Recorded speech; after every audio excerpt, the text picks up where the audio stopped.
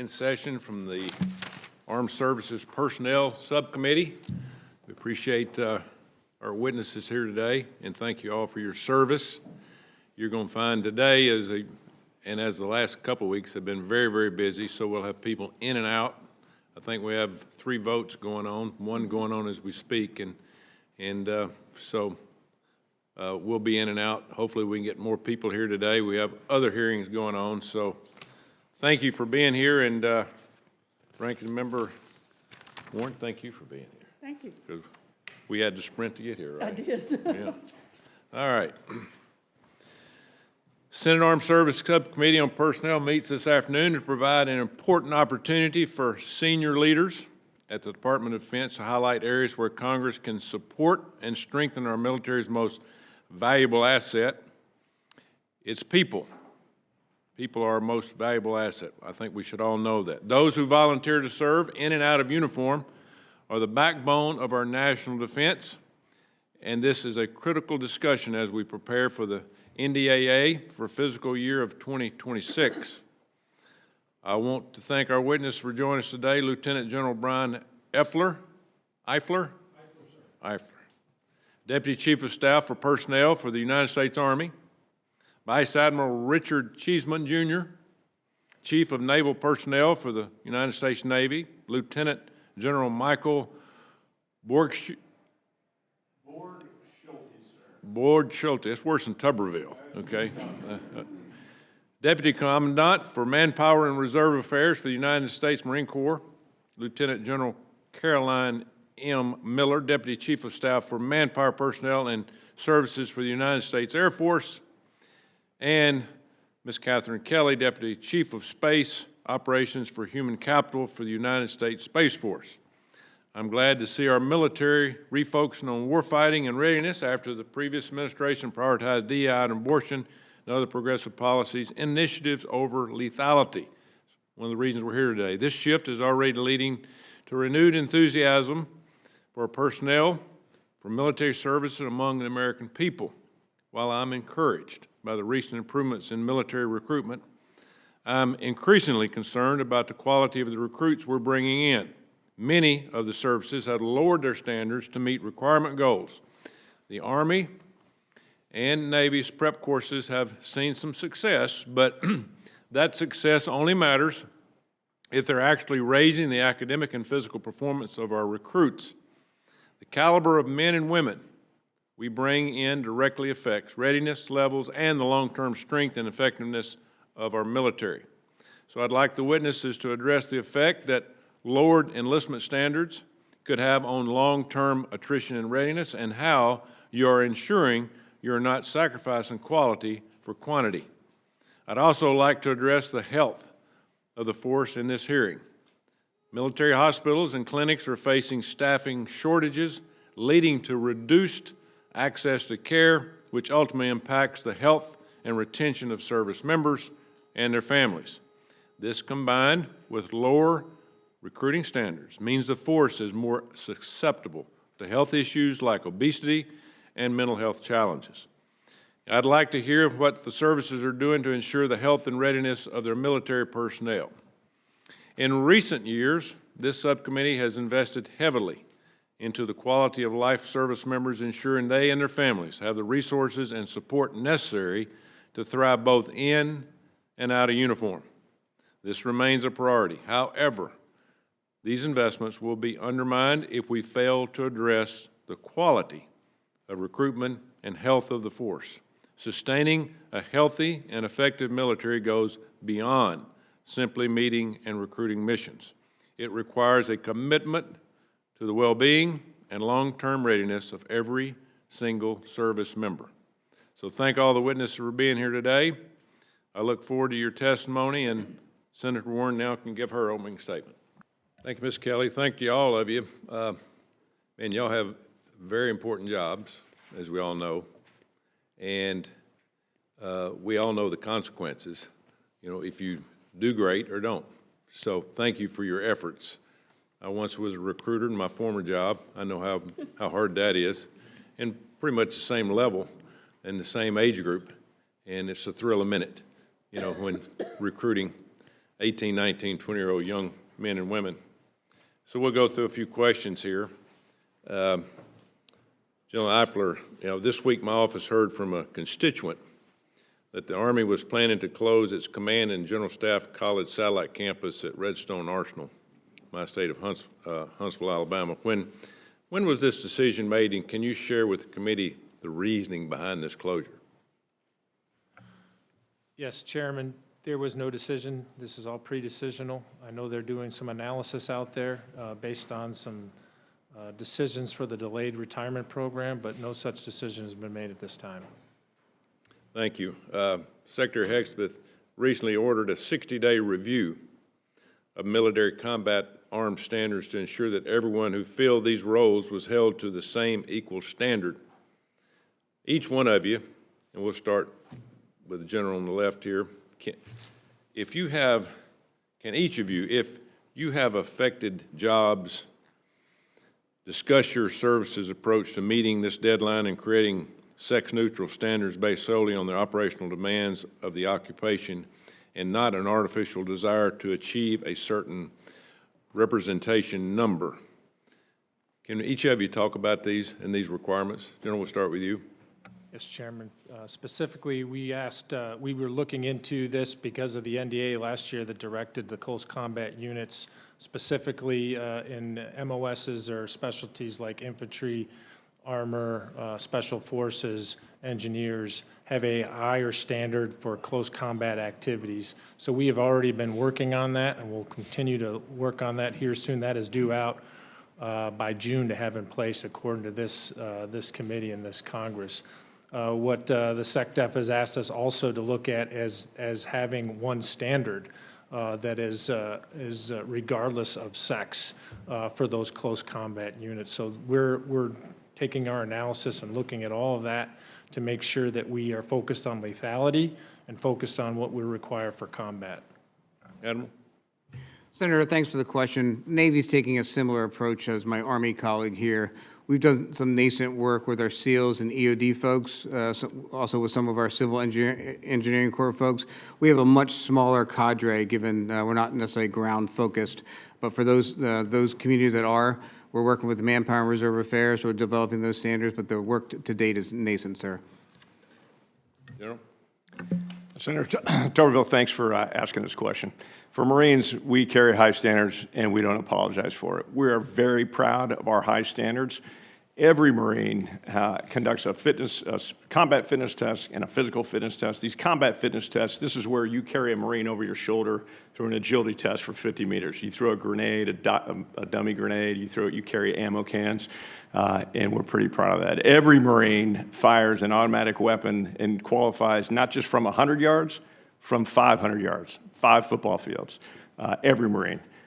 In addition, for our combat arms Marines, all Marines have the same standards, so things such as wearing your full combat heavy equipment with your service weapon and going on a forced march for 20 miles under a certain time, all Marines. Another instance would be taking a Mark 19, very heavy weapon, grenade launcher weapon system, putting that over your head. Doesn't matter, male, female, all Marines. Taking an Olympic bar, 115 pounds, putting it over your head, all Marines. Taking an Olympic bar, 150 pounds, up holding deadlift, all Marines. So we're, again, very proud. Thanks for asking that question. We hold our standards, and we don't apologize for it. If you can't meet that standard, you're not in that MOS. General, can you carry somebody 50 yards on your shoulders? I can, yes, sir. Can you? I see your group behind you saying yeah. If you come down to Quantico, sir, I'll carry you. General Miller?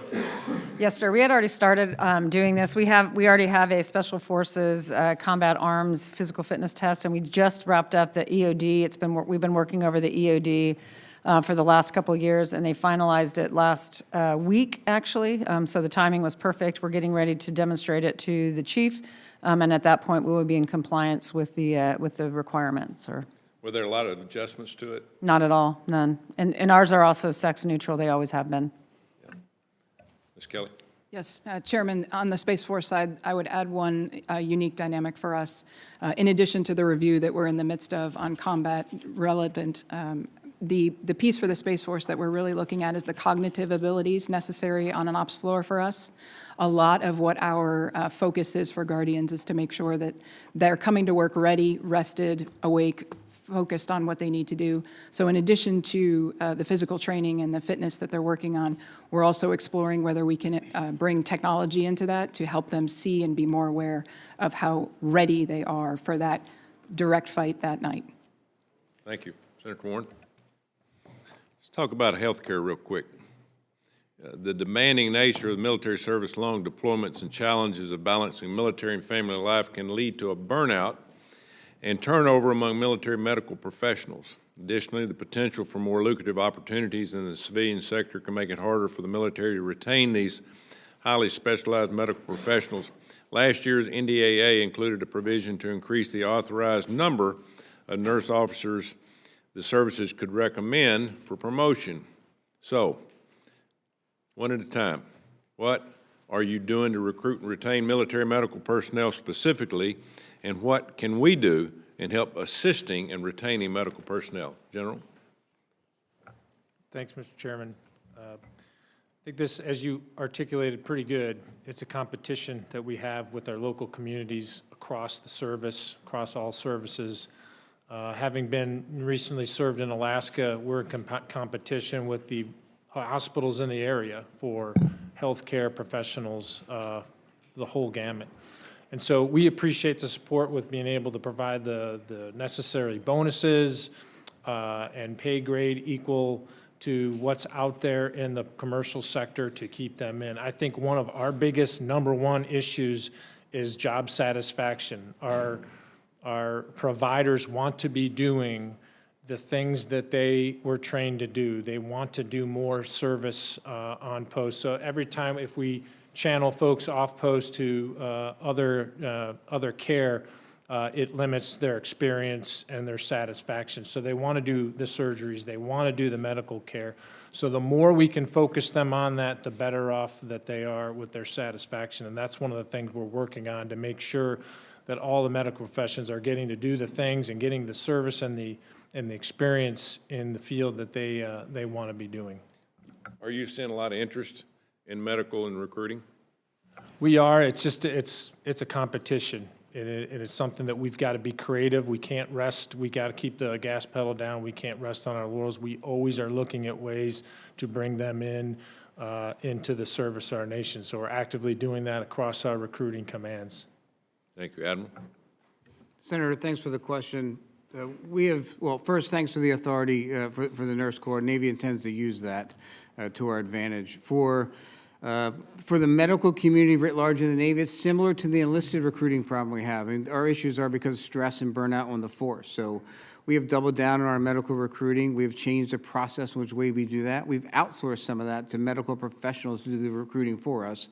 And as a result, we've seen a tenfold increase to date in the number of folks interested in joining the Navy. So nascent efforts still, but trending in the right direction. We're going to be much better this year than we have been in the past, sir. Thank you, General. Sir, in the Department of the Navy, the Marines don't have any medical personnel, so we rely on my good friend here, Vice Admiral Cheeseman, to support us. They do a very fine job of it. But I think it goes deeper than that. That's in the military treatment facilities, but also out in town. So some of those bases and stations and being an expeditionary force when we're out in areas where they don't have access to a military treatment facility, and sometimes going out through TRICARE out in town can take 30 days plus, especially with mental health physicians, very difficult. So again, thanks for the help with the Department of Navy. We certainly support them, and I would ask for anything that you can do to help with the out-in-town physicians. General Miller. Yes, sir. We also have the same struggles of trying to get our medical professionals on board. I will say that DHA has been challenging as well, just to work with them. General DeGoes, our SG, has been doing everything he can to get out there and recruit the medical specialties. We're trying to give them, the credit so we can bring them on at higher grades than they normally would. Additionally, we're looking in the mental health perspective of doing online, one provider can do multiple areas, so they don't actually have to physically be there, but they can do online mental health. So it is a struggle. We're trying everything that we can to get our force back up, because we've got to have them. Ms. Kelly? Yes, Chairman, much like the Marines, we rely on the Air Force for medical support. So from a Guardian perspective, a Guardian is going to an MTF that the Air Force is running underneath the auspices of Defense Health. I would agree that the recruiting is a challenge. I would also agree that the way that the Air Force is attempting to tackle this and the changes that they're making in that additional pay structure are going to be very pivotal for the Guardian as well. This question, if anybody can answer if you want. There's been discussion over the past few years about unnecessary and burdensome barriers to entry for DoD nurses, including a one-year prior experience required barrier. Can any of you speak to these barriers, and are they hurting or helping recruiting? I mean, have you seen any of that? Anybody? Anybody want to throw anything in? Sir, from the Navy, I have not seen that or familiar with that, so I'll take that for the record and get you a more fulsome answer. Okay. Thank you, Senator Scott. Senator Duckworth, I just have one more question here before we finish, mainly for the NDAA. Specifically talking about bonuses and special pays, retention. Obviously, y'all want to recruit new people, but we also have to recruit the people we already have in the service. So I'll start, General Miller. 24 NDAA, Congress authorized the Air Force to increase aviation retention bonuses up to $50,000 for pilots who agreed to extend their contracts earlier than initially planned. Could you give us some kind of update on the status of how these are working? Yes, Senator. Actually, they're working incredibly well. We are, right now, across our rated population, we are where we need to be, with exception of the 11Fs, which are fighters. However, we have completely closed the gap. Based on, a lot of it is the bonuses, the aviation bonuses.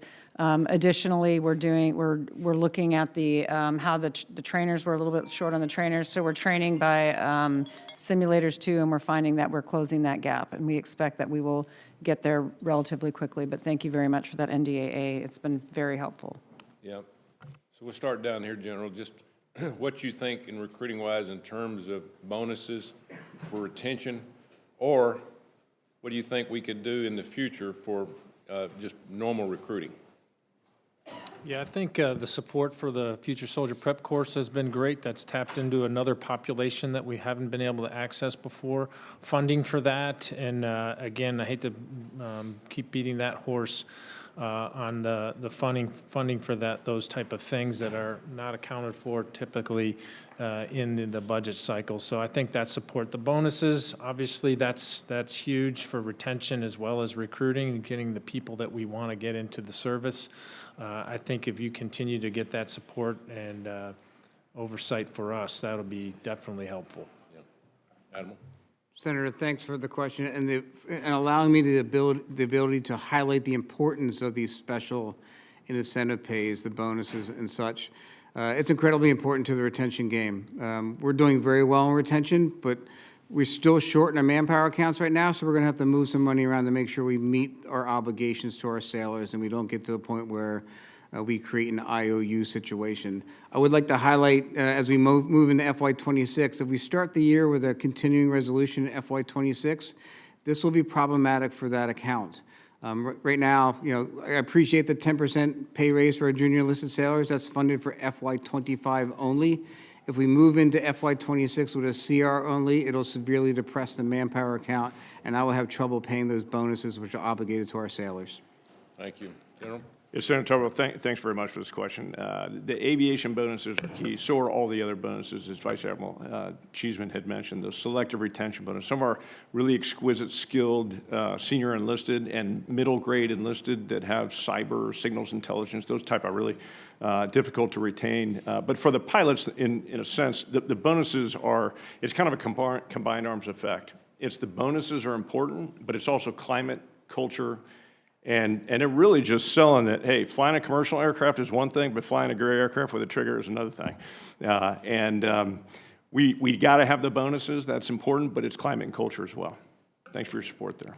Ms. Kelly? Senator, I would add for the Space Force, the targeted bonuses are crucial. The space, cyber, and intel skill sets that is essentially the guardian population that we have in the Space Force are exquisite skills themselves, and much like the other colleagues here today, the ability to retain and attract and hold that type of exquisite skill is critical. The targeted incentives help us do that. You just go to General Miller and say, well, who's your best ones? I need your best ones, right? She does that, right? Yeah. I would too. People want to join the Space Force, sir. Hey, thank you. I apologize for all the rigmarole here, but we got more hearings and people, and you notice the lines outside. They're rather big, but thank you for what you do. You have a great responsibility. I don't think people really understand that. The responsibility is, you win with people. And, obviously we got weapons and all that, but you got to have good people, and we thank you for what you do. Admiral Cheeseman, thank you for your service. I will tell you this. I did the same thing. I retired, and after a few weeks, my wife walked by my couch when I was drinking coffee one morning. She says, hey, this has been my house for 40 years. Go get you a damn job. So, yeah. I'm hearing it already. Yes, sir. Oh, yeah. But thanks for what you do, and we want to help as much as we can. That's one reason we had this today. A lot of people will watch this on video, a lot of our members. So if there's anything that we can do to help in your capacity, we want to help. We're, we all of you know we're in harm's way every day. And we got a lot of enemies out there, but the bigger and better we have our military, the less problems we'll have, because they don't want to mess with the United States of America. And we sure want them to know that, but you're the beginning of it. So thank you all, and look forward to visiting with you and working with you many, many times. Again, Admiral, good luck. This hearing's adjourned. Thank you.